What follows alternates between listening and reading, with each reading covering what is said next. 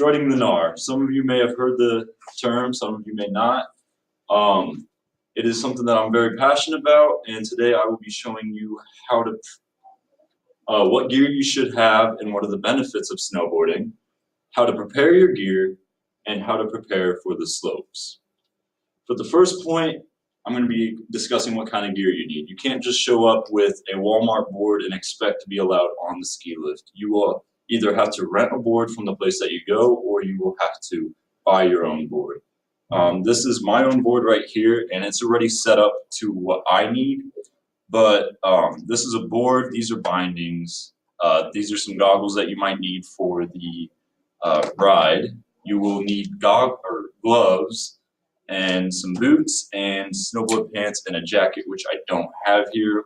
And then since you're a beginner, you're going to either want a helmet or something that can protect your head because you're going to be falling almost every time you stand up. To my second point, or my second part of the first point, I'll be going over the health benefits.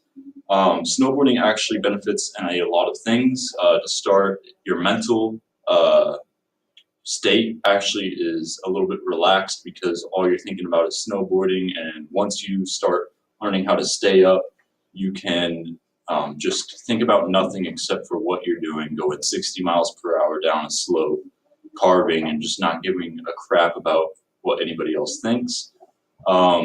It helps with muscle groups. The entire body actually benefits from this because with your torso while you ride, your torso actually controls what you're doing, and that's part of the core, which can give you some six-pack abs if you want.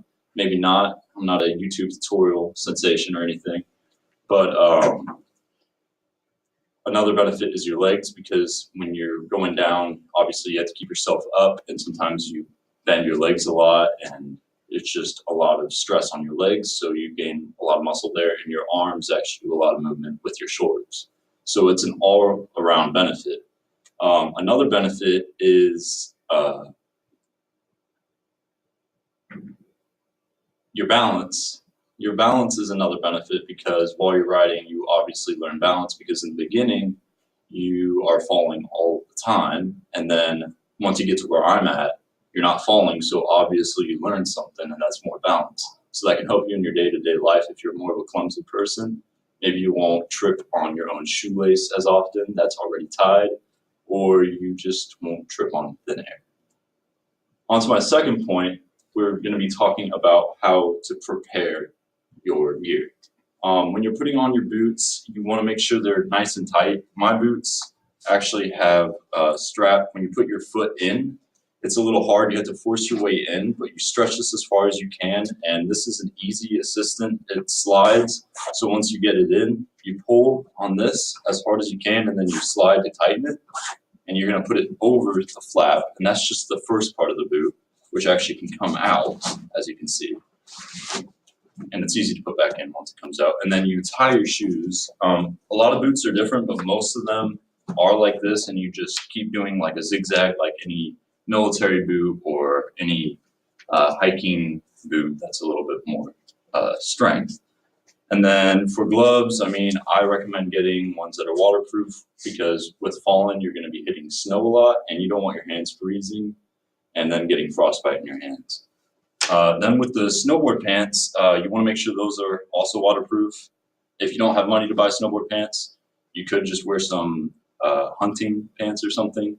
But I would totally recommend getting snowboard pants and a snowboard jacket that can help with that, and wearing extra pairs of socks because your toes are going to get cold. Then with the snowboard, you're going to have to choose either the board and binding separate, or you can buy it as a package. If you go to a place like Store Shields, they actually have a little workshop there that you can go to, and they can put it all together for you. But they will have to ask for your preference with the board on how you like your feet, and when it comes to that, a good way to test whether you should ride with your right foot forward or your left foot forward is to be pushed from behind while staying still, and whatever foot you put out first is going to be your front foot. I ride goofy, which means my right foot is forward, but standard is just left foot forward, which is most people. When it comes to when you're doing it on your own and you want to readjust them, all you really need is a Phillips screwdriver and a drill.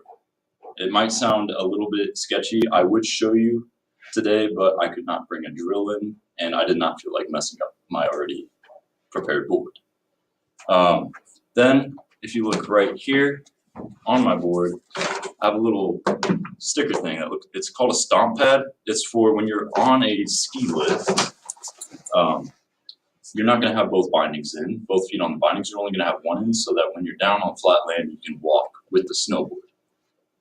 With this stomp pad, what it allows is it has little spikes that stick up and it goes into your boot. So once you get off the lift, you can just put your foot on the stomp pad and it will help you with staying on the board and your foot not slipping off and then wiping out and having to have them stop the ski lift.